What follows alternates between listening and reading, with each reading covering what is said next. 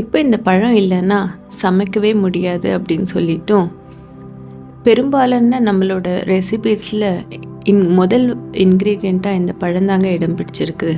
ஆனால் முன்னொரு காலத்தில் இந்த பழம் பார்த்திங்கன்னா விஷத்தன்மை வாய்ந்த பழம்னு சொல்லிட்டும் சாப்பிடவே தகுதி இல்லாத பழம் அப்படின்னு நினச்சிட்டு கருதப்பட்டு வந்துச்சுங்க. அது என்ன பழம்? நான் நினைக்கிறேன் நிறைய பேர் அது என்ன பழம்னு கெஸ் பண்ணியிருப்பீங்கன்னு சொல்லிட்டு. அப்படி கெஸ் பண்ணிங்கன்னா இமீடியட்டாக கமெண்ட் பண்ணுங்கள். வாங்க இந்த வீடியோக்குள்ளே அது என்ன பழம், அது ஏன் அப்படி அழைக்கப்பட்டுச்சு அப்படிங்கிறது பார்ப்போம். Welcome US, welcome to Tamil truth and facts. நான் சென்னிட்டா.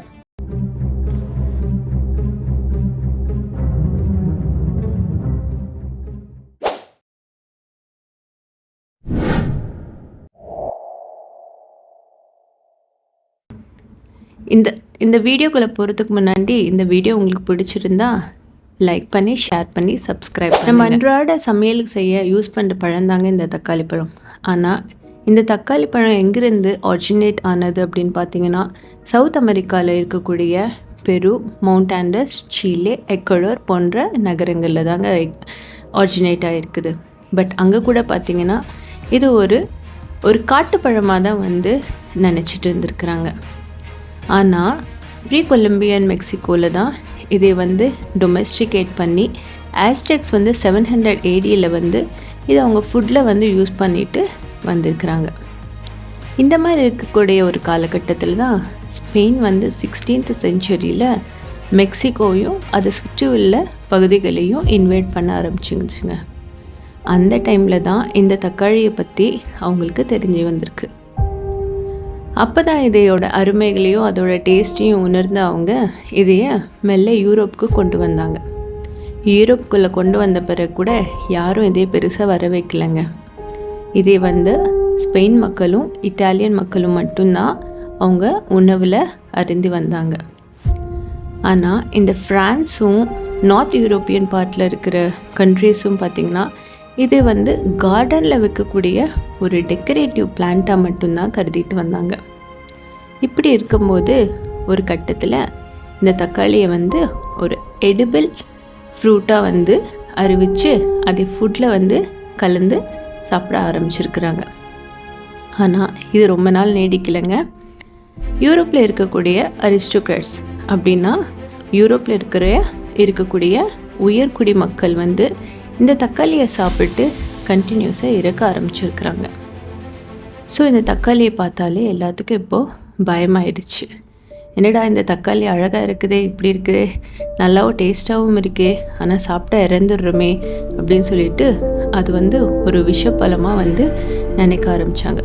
இந்த கட்டத்தில் தான் அதே ஒரு பாய்சனஸ் ஆப்பிள் அப்படின்னு சொல்லிட்டு கூப்பிட்டு பேர் வச்சுருக்குறாங்க. ஆனால் 1880களில் நேப்பர்ஸ் பீட்சாவை கண்டுபிடிச்சாங்க. அவங்க கண்டுபிடிச்ச பீட்சாவுக்கு ஒரு நல்ல ஒரு ஃப்ளேவர் தரக்கூடிய ஒரு இன்க்ரீடியண்ட்டாக தக்காளியை மாற்றினாங்க.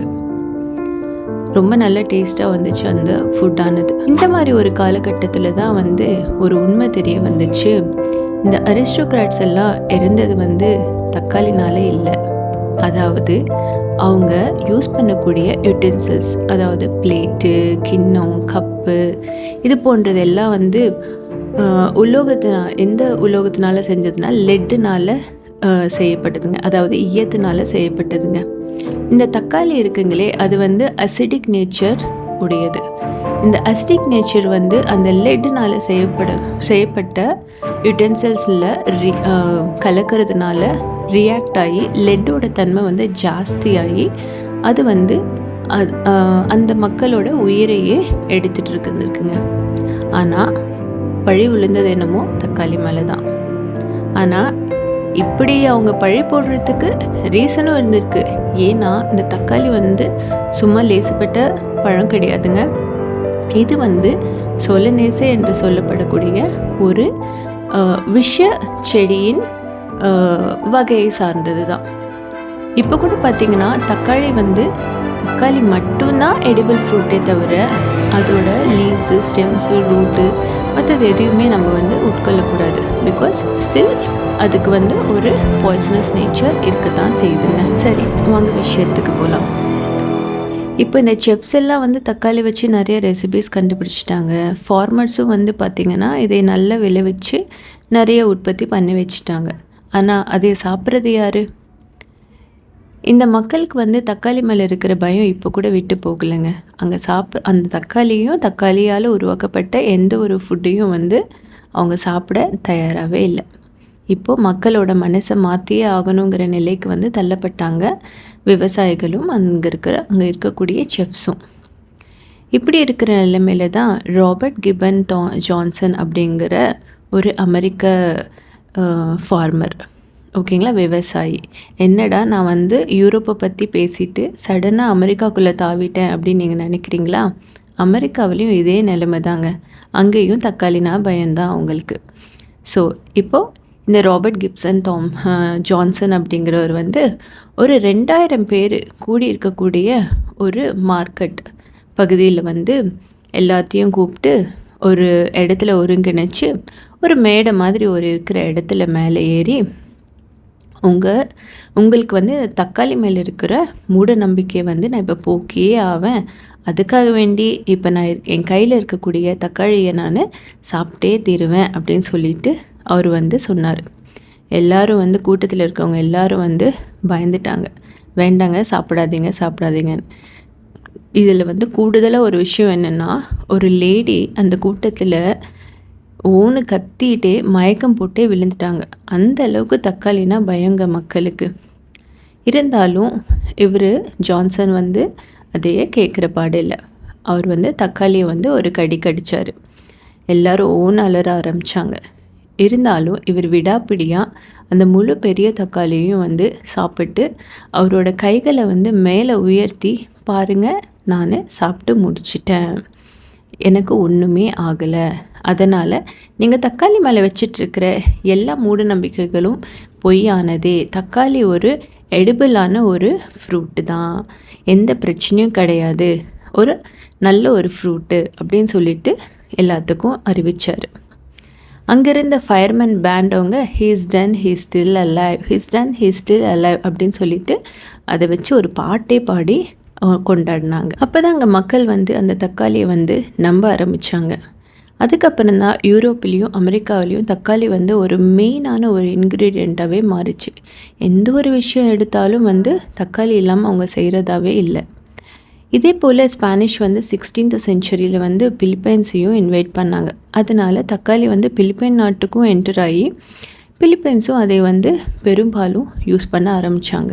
சரிங்க, இப்போ தக்காளி வந்து பீட்சா, லசாங்கா, பாஸ்தா அப்படின்ற ஒரு எல்லா ஃபுட்லேயும் வந்து இருக்குது அப்படின்னு நம்ம சொல்கிறோம். பட் ஆனால் நம்ம ஊரில் வைக்கிற சாம்பார்லேருந்து புளிக்குழம்பு, ரசம், காரக்குழம்பு எது வச்சாலும் தக்காளி போடாமல் நம்ம வைக்கிறதே கிடையாது. இந்த தக்காளி வந்துட்டு இதுக்கு முன்னாடி சொன்ன கதையெல்லாம் சும்மா தான், இந்த ஹிஸ்ட்ரியெல்லாம் சும்மா தான், நம்ம இந்தியாவில் தான் விளைவிச்சிருக்கிறாங்க. அதனால தான் நம்ம பாரம்பரிய உணவுலேயும் தக்காளியை வந்து நம்ம யூஸ் பண்ணுறோம் அப்படின்னு நீங்கள் நினைக்கலாம். இல்லைங்க, இந்த தக்காளி வந்து முழுக்க இந்திய ஃப்ரூட்டே கிடையாது. இந்தியாவில் வந்து இதை வந்து இன்ட்ரடியூஸ் பண்ணி வச்சுருக்குறாங்க. எப்படிங்கன்னா, இப்போ பிரிட்டிஷர்ஸ் வந்து நம்ம இந்தியாவை வந்து இன்வைட் பண்ணாங்க. அவங்க தேவைக்காக, அவங்க யூசேஜ்க்காக வேண்டி இதை வந்து இந்தியாவில் வந்து விளைவிச்சே ஆகணும் அப்படின்னு சொல்லிட்டு 18th செஞ்சுரியில் ஃபார்மர்ஸ் எல்லாம் கூப்பிட்டு இந்த தக்காளியை வந்து விளைவிக்கிறதுக்கான பயிற்சியை கொடுத்து நிறைய விளைவிச்சு நமக்கு தக்காளியோட விவசாயத்தை வந்து இந்த பிரிட்டிஷர்ஸ் தாங்க நமக்கு கற்றுக் கொடுத்தாங்க. ஆனால் இந்த தக்காளி வந்து போர்ச்சுகீஸ் வந்து நமக்கு 16th செஞ்சுரியில் வந்தபோதே தக்காளி இந்தியாவுக்குள்ளே வந்துருச்சுங்க. பட் ஆனால் முறையாக விளைவிச்சு முறையாக பயிர் பண்ணது வந்து பார்த்திங்கன்னா பிரிட்டிஷர்ஸ் வந்து 18th செஞ்சுரியில் தாங்க. சரி, இப்போ நீங்கள் நினைக்கலாம், இதுக்கு முன்னாடி 18th செஞ்சுரி 17th செஞ்சுரியிலலாம் அதுக்கு முன்னாடி காலகட்டத்தில் வந்து புளிப்பு சுவைக்கு வந்து நம்ம எதை யூஸ் பண்ணிகிட்டு இருந்துருக்குறோம், தக்காளி வந்து 18th செஞ்சுரியில் தான் வந்துச்சு அப்படின்னு நீ சொன்னீங்கன்னா அப்போ என்ன பண்ணியிருப்போம் அப்படின்னு நீங்கள் கேட்டிங்கன்னா அதுக்கும் பதில் இருக்குங்க. இப்போது இந்த தக்காளி வந்து தான் புளிப்பு சுவை கொடுக்கும்ன்றது கிடையாது. நம்ம உணவில் வந்து புளியும் தயிரையும் தாங்க நம்ம வந்து புளிப்பு சுவைக்கு வந்து நம்ம யூஸ் பண்ணிட்டு வந்திருக்கோங்க. இது தாங்க தக்காளியோட வரலாறு. இந்த தக்காளி வந்து நம்ம என்ன சொல்கிறோம் இங்கிலீஷில் டொமேட்டோன்னு சொல்கிறோம். பட் ஆனால் டொமேட்டோவே வந்து அதோட உண்மையான பேர் கிடையாதுங்க. டமாட்டா அப்படிங்கிறது தான் அதோட பேர்.